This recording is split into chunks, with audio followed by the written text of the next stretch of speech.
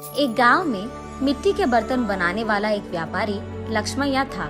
वही उसके परिवार का व्यापार था। मिट्टी से खाने के बर्तन, भगवान के लिए दिया, मटके, पानी पीने वाले बर्तन, पशुओं के लिए बर्तन, अलग प्रकार के भगवान के मूर्ति, खिलौने बनाते हुए वो जी रहा था।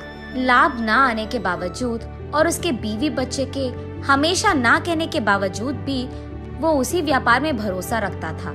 अलग प्रकार के मिट्टी के बर्तन बनाते हुए वो उसी काम में निमग्न हो जाता था। लेकिन समय बदल गया है। पहले की तरह कोई भी अब मिट्टी के बर्तन नहीं खरीद रहा है। इसी कारण कई साल से लक्ष्मैया को 1 रुपए का लाभ भी नहीं है, उल्टा पूरा नुकसान हो रहा है। इसी कारण वो यही हमेशा सोचता था कि काम में कुछ नया करना होगा और उसी सोच में पड़ जाता था। उसको कोई और काम ढूंढने के लिए और 4 रुपए की कमाई घर लाने के लिए कह कहकर थक गई है उसकी पत्नी अन्नपूर्णा। और उसके बच्चे, आज के दिन में कौन खरीदेगा पापा ये आपके मिट्टी के बर्तन? आप वो काम छोड़कर हमारे साथ शहर आ जाइएगा, वहाँ आपके लिए अच्छा काम हम ढूंढ कर रहेंगे। ऐसे भी बहुत बार बोलकर देख चुके हैं, फिर भी नहीं माने लक्ष्मैया। और इस कारण बच्चे लक्ष्मैया से कुछ कहना भी बंद कर दिए। एक दिन लक्ष्मैया धूप में काम कर कर के थक कर वही मौजूद मिट्टी के मटके में से पानी लेकर पी रहे होते हैं। हाँ, इस गर्मी के मौसम में ठंडे पानी के लिए मिट्टी के मटके रखते थे। अब न जाने क्या हो गया लोगों को। मिट्टी के मटकों को छोड़कर मिट्टी को खराब करने वाले फ्रिज और एसी से काम चला रहे हैं। और मुझे समझ में नहीं आता कि उनको मिट्टी के बर्तन से काम चलाने में क्या ही प्रॉब्लम है। ऐसे सोच में पड़ जाता है और अचानक उसे एक योजना सूझती है। तुरंत उसके बीवी के पास जाकर ऐसे कहता है, सुनो, मुझे एक अच्छा योजना सूझा है। क्या है वो?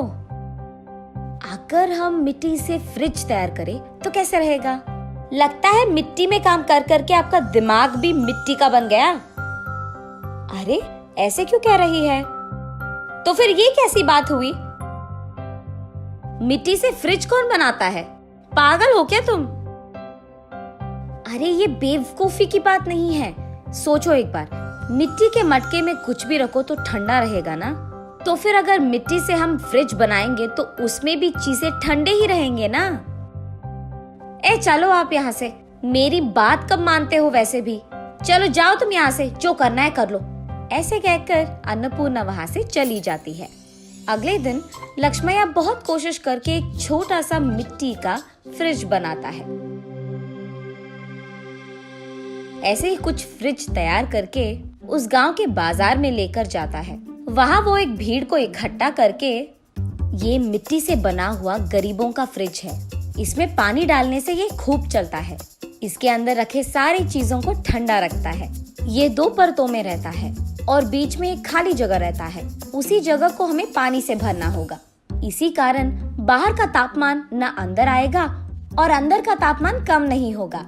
ऐसे वो उसके हाथों से बनाया हुआ मिट्टी का फ्रिज कैसे चलता है ये भीड़ को समझाता है। और क्योंकि उस भीड़ में से कुछ लोगों को ये बहुत अच्छा लगता है, वो लक्ष्मैया के पास फ्रिज को खरीद कर वहाँ से चले जाते हैं। बाकी फ्रिज को लेकर लक्ष्मैया घर पहुँचता है। उस दिन के कमाए हुए पैसों को उसके बीवी के हाथ में रखता है लक्ष्मैया।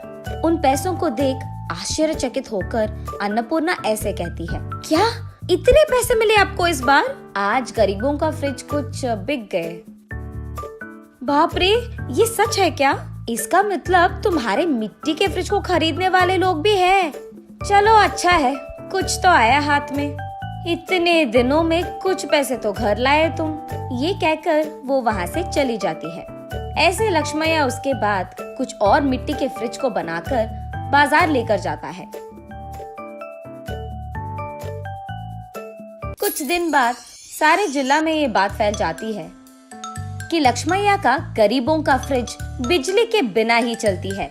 इस कारण लोग सारे लक्ष्मैया के घर सीधा पहुंचकर गरीबों के मिट्टी का फ्रिज खरीदकर वहां से चले जाते थे। इसी कारण एक ही झटके में लक्ष्मैया का व्यापार बहुत बढ़ जाता है, लाभ भी मिलते हैं और काम करने के लिए लक्ष्मैया उसके नीचे कुछ लोगों को नौकरी भी देता है। ये सब देख अन्नपूर्णा अपनी आंखों का भरोसा ही नहीं कर पा रही थी। शहर में कुछ तो भी काम करवा देंगे आपसे, कहने वाले उसके बच्चे भी आज लक्ष्मैया के हाथों से बनाए हुए मिट्टी के फ्रिज को शहर में बेचने की व्यापार शुरू करते हैं। ऐसे लक्ष्मैया को उसके मेहनत का फल मिलता है, वो अमीर बनता है और खुश रहता है।